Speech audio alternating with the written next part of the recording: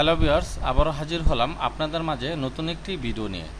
আজকের এই ভিডিওতে আমি আপনাদেরকে দেখাবো কিভাবে মাত্র 5 মিনিটে পাসপোর্ট সাইজ ছবি তৈরি করা যায়। তো পাসপোর্ট সাইজ ছবি তৈরি করার জন্য আমার স্ক্রিনে আপনি দুইটি ছবি দেখতে পাচ্ছেন। এই ছবিটি হচ্ছে আমি তুলে নিয়েছি এবং এই ছবিটিকে আমি মাত্র 5 মিনিটে এই পাসপোর্ট সাইজ ছবিতে রূপান্তরিত করছি। তো চলুন শুরু করা যাক। প্রথমে আমি এই ছবিটি এখান থেকে ক্লোজ করে দেব। তো আপনারা প্রথমেই আপনাদের কাঙ্ক্ষিত যে ফটোশপটি আছে সেটি ওপেন করে নেবেন। আমি ফটোশপ 7.0 ব্যবহার করি, তো আমি আপনাদেরকে 7.0 ফটোশপ দিয়ে দেখাবো। তো প্রথমে আমরা যে ছবিটিকে কাজ করব সেই ছবিটি ফটোশপে ওপেন করে নেব। ফটোশপে ওপেন করার পর এই যে এখানে গ্রুপ যে চিহ্নটা আছে এই চিহ্নটাতে ক্লিক করতে হবে। ক্লিক করার পর আমাদের এখানে সাইজ দিতে হবে, পাশে দিতে হবে 1.6 ইঞ্চি এবং লম্বায় দিতে হবে হচ্ছে 2 ইঞ্চি। আমরা অবশ্যই ইঞ্চির মাপটা এখানে দেব। পাশে দেবেন 1.6 ইঞ্চি, হাই দিবেন 2 ইঞ্চি এবং রেজলিউশন দেবেন অবশ্যই 300। এরপর আমরা এখান থেকে ছবিটি ক্রপ করে নেব। আমাদের যতটুকু পাসপোর্ট সাইজ ছবি প্রয়োজন ঠিক ততটুকু আমরা ক্রপ করে নিব। তো আমি এখন এখানে এটা ক্রপ করলাম। ক্রপ করার পর আমরা এই যে এখানে যে চিহ্নটা আছে এটাতে টিক চিহ্নটাতে ক্লিক করব। দেখতেই পাচ্ছেন আমার ছবিটি কিন্তু ভিউয়ার্স ক্রপ হয়ে গেছে। তো এখন আমরা এই ছবিটিকে কি করব, আমাদের কম্পিউটারের যে কোনো একটি ফাইলে এই ছবিটি সেভ করব। সেভ করার জন্য আমরা চলে যাব হচ্ছে ফাইলে ক্লিক, সেভ এসে ক্লিক। আপনারা এটা সাধারণত সবাই পারেন, এটা নতুন করে দেখানোর কিছুই নেই। তো আমি এখন এটাকে সেভ করব। ছবিটা আমার সেভ হয়ে গেল। এখন আমরা কি করব, যে কোনো একটি ব্রাউজারে চলে যাব। ব্রাউজারে যাবার পর আমরা গুগল সার্চে লিখব হচ্ছে রিমুভ বিজি। তো রিমুভ বিজি লেখার পর আমরা কি করব, এই ওয়েবসাইটটিতে চলে যাব। আমি ডেসক্রিপশন বক্সে লিঙ্কটি দিয়ে দেব। এখন আমরা এখান থেকে কি করব, আমাদের যে ব্যাকগ্রাউন্ডটি ছিল ওই যে পিছনে সেই ব্যাকগ্রাউন্ডটি আমরা চেঞ্জ করব।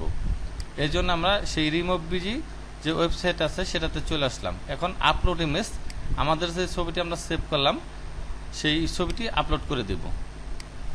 দেখতেই পাচ্ছেন আমার ছবিটি কিন্তু আপলোড হচ্ছে।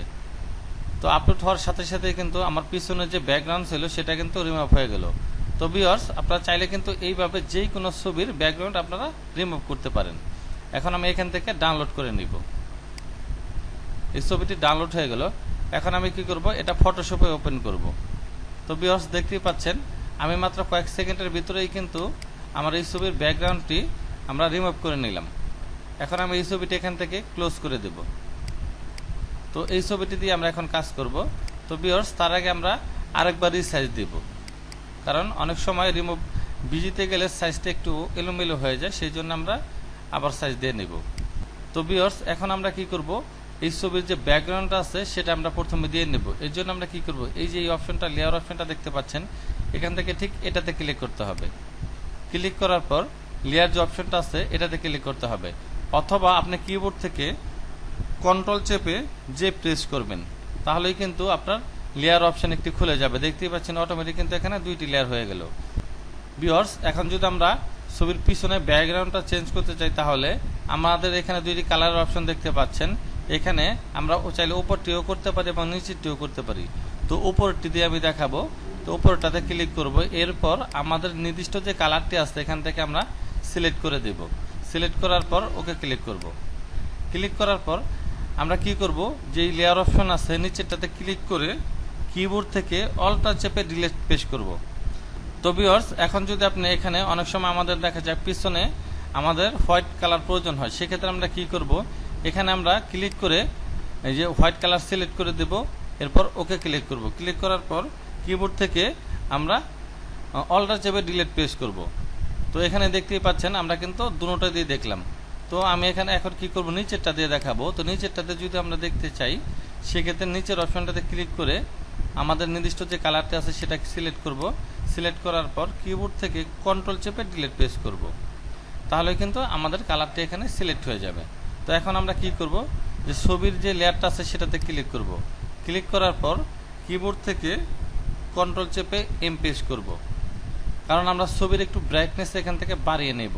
এর জন্য আমরা কি করব, এখান থেকে নির্দিষ্ট যতটুকু আমাদের প্রয়োজন ততটুকু আমরা আমাদের ছবি যে কালারটা আছে দেখুন আমি উপরে দিলে কিন্তু একেবারে জ্বলে যাবে।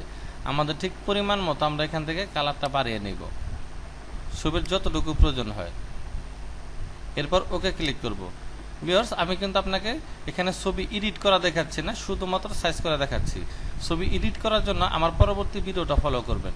তো ভিউয়ার্স, এখন আমার ছবিটা কিন্তু এখানে পাসপোর্ট সাইজে রূপান্তরিত হয়ে গেছে। এই ছবিটাকে আমরা প্রিন্ট করার জন্য কি করব, যে এখানে দুইটি লেয়ার অপশন দেখতে পাচ্ছেন। এই যে লেয়ার অপশন থেকে এই যে চিহ্নটা আছে এটাতে ক্লিক করব। ক্লিক করার পর এখানে নেক্সট ডাউন এটাতে ক্লিক করতে হবে। ক্লিক করার পর আমাদের দুইটি লেয়ার কিন্তু এখানে যোগ হয়ে গেছে, মানে দুইটি লেয়ার কিন্তু একটি লেয়ারে রূপান্তরিত হয়েছে। তো এখন আমরা এই ছবিটি প্রিন্ট করব।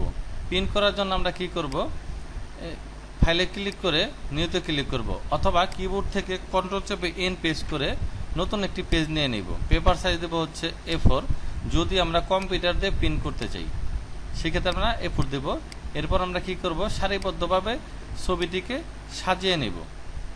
সাজিয়ে নেওয়ার জন্য প্রথমে আমরা ছবিটি উপরের কর্নার নিলাম। কর্নার নেওয়ার পর কিবোর্ড থেকে অল্টার শিফট চেপে ধরে টান দিতে হবে, তাহলে কিন্তু ছবি আমাদের যেই কয়টি প্রয়োজন, আমি অল্টার শিফট ধরে চাপতে থাকবো, যেই কয়টা প্রয়োজন ছবিতে ক্লিক করে অল্টার শিফট ধরে চাপতে হবে।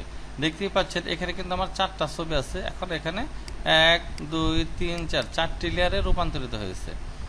তো 4টি লেয়ার হয়ে গেছে। এখন আমরা এই 4টি লেয়ারে কি করব, একটি লেয়ার করব।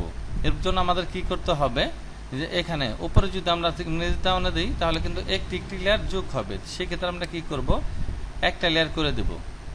মেরিজ ডিসেবল এটাতে ক্লিক করব। দেখতে পাচ্ছেন একটি লেয়ার হয়ে গেল। তো ভিউয়ার্স, এখন আমরা চাইলে এই ছবিটিকে আমরা যে কোনো প্রিন্টার দিয়ে প্রিন্ট করতে পারবো। তো ভিউয়ার্স, সেই সাথে আমি আরেকটি ছবি আপনাকে দেখাচ্ছি। অনেক সময় দেখা যায় আমরা যদি এই ছবিগুলোকে ল্যাব থেকে প্রিন্ট করতে চাই, সেক্ষেত্রে আমাদের ছবি 3R আমরা 4টা সাইজ করি। তো সেটা কিভাবে করি, এর জন্য আমরা কিবোর্ড থেকে কন্ট্রোল চেপে এন পেস্ট করব।